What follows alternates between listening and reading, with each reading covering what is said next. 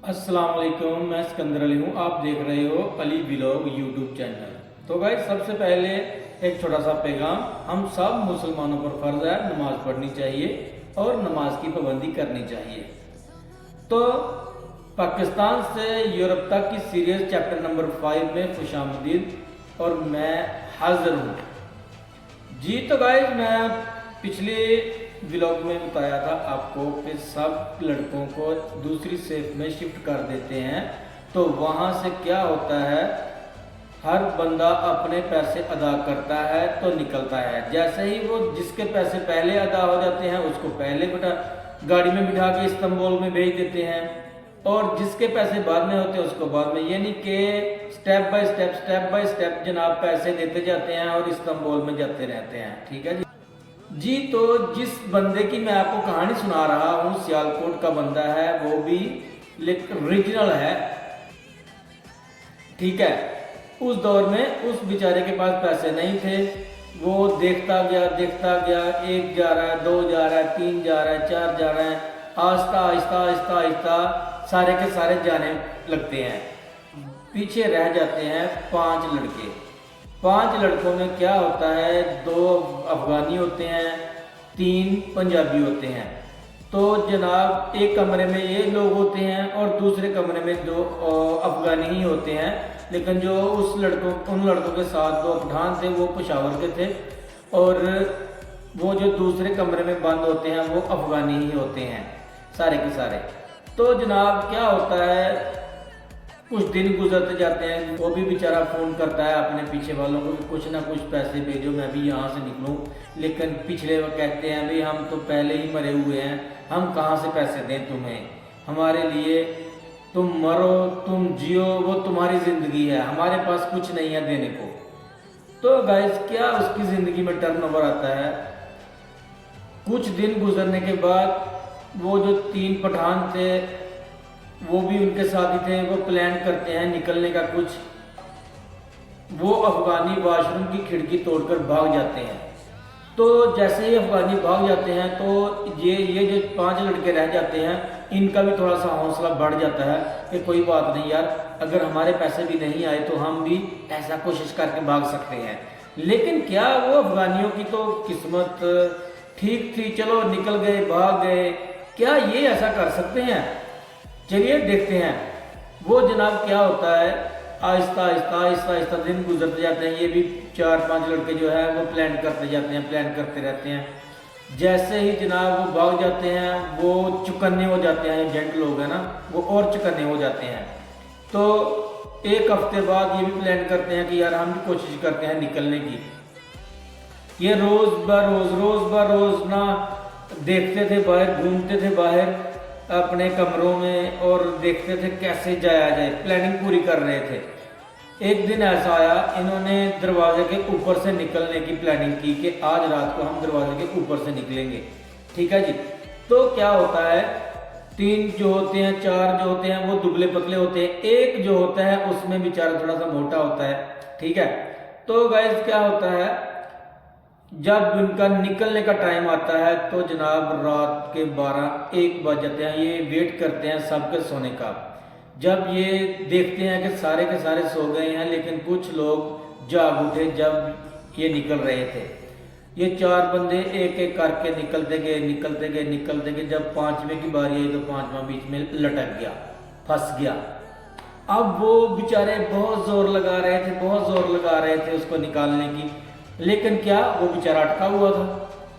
खुदा का करना, वो छोड़कर भाग गए उसको कि चलो यार तुम हमें भी मरवाओगे साथ में।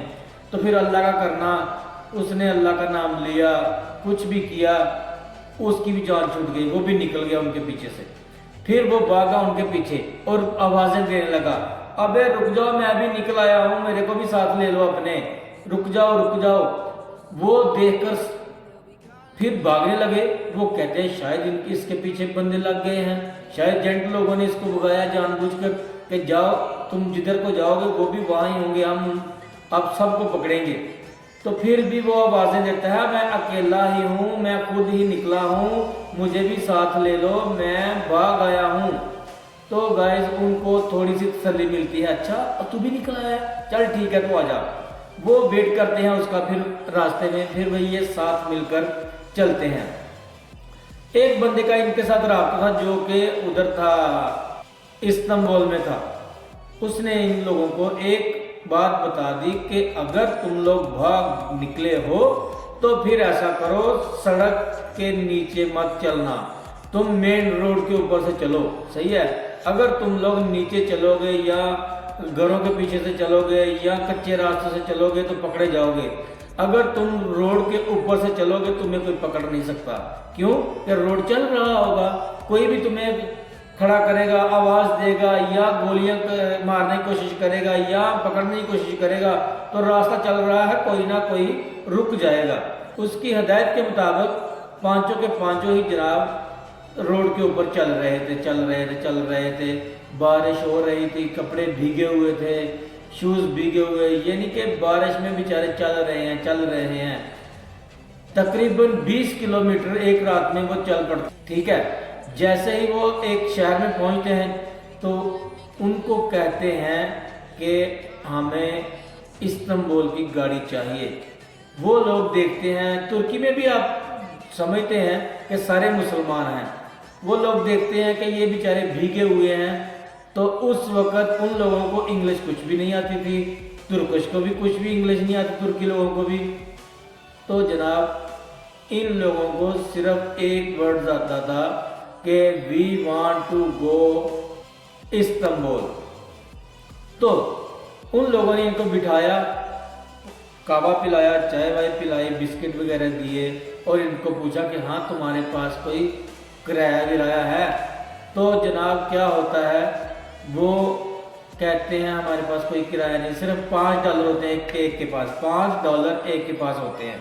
ठीक है, वो इन लोगों को कहते हैं चलो बैठो, हम तुम लोगों को उस स्टेशन पर छोड़ते हैं जहाँ से गाड़ियाँ इस्तांबुल जाती हैं। ठीक है, अल्लाह उनका भला करे। वो कहते हैं कि उन्होंने जनाब हमें इस्तांबुल बस स्टैंड पर उतार दिया। ठीक है, जहाँ से इस्तांबुल की बसें जाती थी। तो इतनी बारिश हो रही थी कि यार रहने दो बातें। अच्छा, वो बताते हैं कि हम जनाब बैठे हुए थे, बाहर ही बैठे हुए थे, स्टेशन के बाहर ही बैठे हुए थे, क्योंकि हमारे इतने गंदे मंदे कपड़े लथपथ हुए थे चिकड़ से, पानी से, तो इसलिए स्टेशन के अंदर नहीं जा रहे थे, वो बाहर ही बैठे हुए थे। इतनी बारिश शुरू हो जाती है वहाँ, तो उनमें से एक बेचारा बड़ा रोता है, बहुत ही रोता है, इतना रोता है कि रहने दो। वो पूछते हैं क्यों रो रहे हो यार? वो कहता है यार मेरी माँ मुझे कहती थी कि घर छोड़ के बेटा मत जाना, तुम घर छोड़ के बेटा मत जाना। मुझ पे ये मुसीबतें इसलिए आ रही हैं कि मैंने अपनी माँ की बातें नहीं मानी, ये मुसीबतें इसलिए मुझ पर आ रही हैं। फिर वो रोता रहता है, माँ करता रहता है वहाँ। तो कुदरतन एक तुर्का आता है वहाँ जिसको उर्दू आती है फरिश्तों की तरह, और बताता है, पूछता है अरे भाई लोग क्यों रो रहे हो, क्या हो गया, क्या मसला है? उस बंदे की जान में जान आ जाते हैं जो रो रहा होता है। वो कहता है चलो किसी को तो समझ आई। वो कहता है खुदा के लिए रुक जाओ, मेरी बात सुनकर जाओ। जैसे ही वो रुक जाता है, वो कहता है बताइए क्या बात है? वो जो इस्तांबुल वाला लड़का था ना, वो इनका फोन नहीं उठा रहा था। तो इन्होंने सोचा इसको कहते हैं कि इसको कॉल करो। उसने उस तुर्के को बताया कि ये हमारे पास नंबर है, वो लड़का हमारा फ़ोन नहीं उठा रहा जिसने हमें यहाँ बुलाया है, तो बराए मेहरबानी अपने नंबर से इसको कॉल करो और इसको कहो कि तुमने इनको यहाँ बुलाकर फ़ोन क्यों नहीं उठा रहा। तो गाइस इस ब्लॉग में इतना ही। नेक्स्ट ब्लॉग में मैं बताता हूँ आपको उसने फ़ोन उठाया या नहीं उठाया।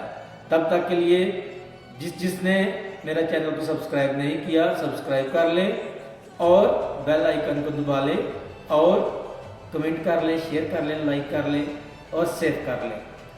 तो दुआओं में याद रखिए। तब तक के लिए अल्लाह हाफिज़।